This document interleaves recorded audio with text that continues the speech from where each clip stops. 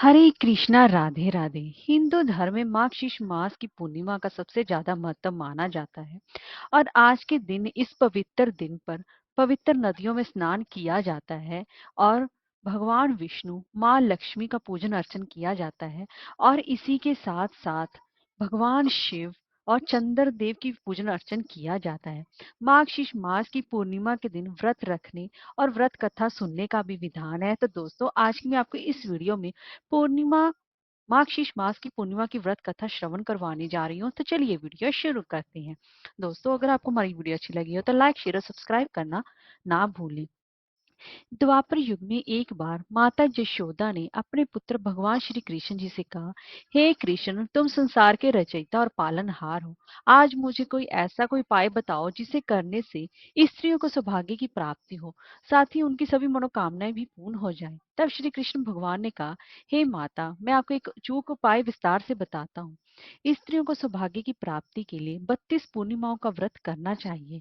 इस धरती पर एक राजा थे जिनका नाम चंद्रहास था। वे अनेक प्रकार के रत्नों से परिपूर्ण कार्तिका नाम की नगरी पर राज करते थे। उसी नगरी में एक धनेश्वर नाम का ब्राह्मण भी था, जिसकी स्त्री अति सुशील और रूपवती भी थी। उस ब्राह्मण के घर में धन धान्य आदि की कोई भी कमी नहीं थी, लेकिन उसकी कोई संतान न होने की वजह से वह हमेशा ही दुखी रहता था। एक दिन उस नगरी में एक तपस्वी आया। वह तपस्वी उस ब्राह्मण के घर को छोड़कर सभी घरों में भिक्षा लेता और अपना पेट भरता। एक दिन तपस्वी भिक्षान को प्रेम पूर्वक खा रहा था कि ब्राह्मण धनेश्वर ने योगी को यह सब कार्य करते हुए देख लिया। धनेश्वर योगी से पास जाकर बोला, महात्मा, आप सभी घरों से भिक्षा लेते हैं लेकिन मेरे घर पर कभी नहीं आते, मैं इसका कारण क्या जान सकता हूँ? तब योगी ने कहा कि मैं निसंतान के घर की भीख पतितों के अन्न के तुल्य होती है। ऐसे में जो भी पतितों का अन्न खाता है वह भी पतित हो जाता है। क्योंकि तुम निसंतान हो, इसलिए मैं तुम्हारे घर की भिक्षा नहीं लेता हूँ।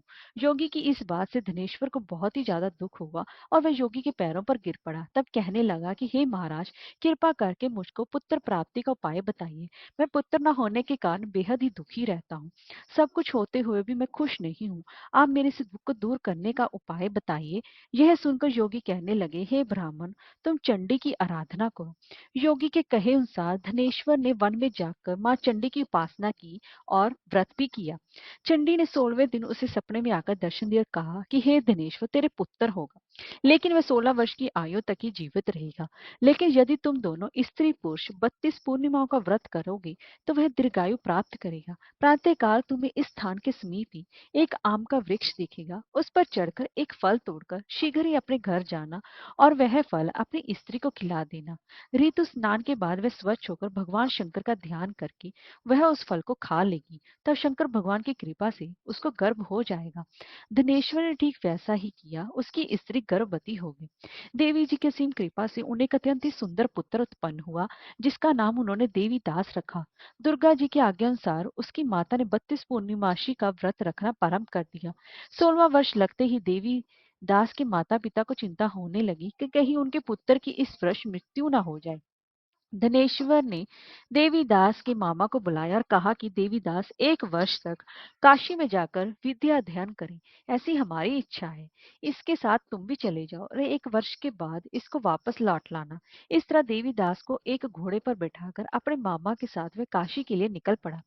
धनेश्वर ने अपने पुत्र की दीर्घायु के लिए भगवती दुर्गा की आराधना और पूर्णमासियों का व्रत करना शुरू कर दिया।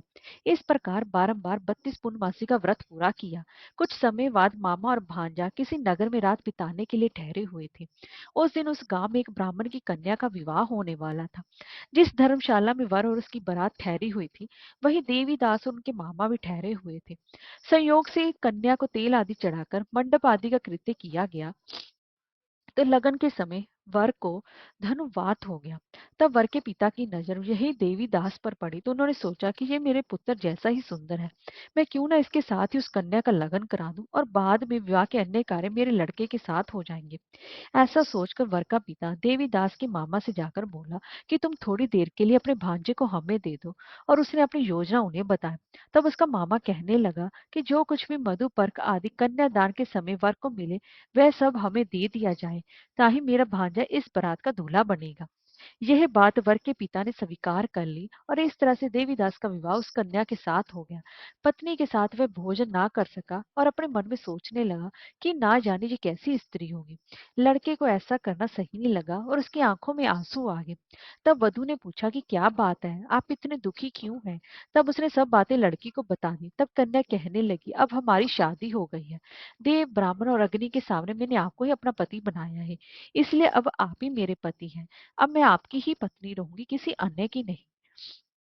तब देवीदास ने कहा, ऐसा मत करिए, क्योंकि मेरी आयु कम है, मेरे बाद आपकी क्या गति होगी। इन बातों पर जरूर विचार कर ले। परंतु वह दृढ़ विचारों वाली थी, बोली, जो आपकी गति होगी वही मेरी गति होगी। इसके बाद देवीदास और उसकी पत्नी दोनों ने भोजन किया और शेष रात्रि में सोते रहे।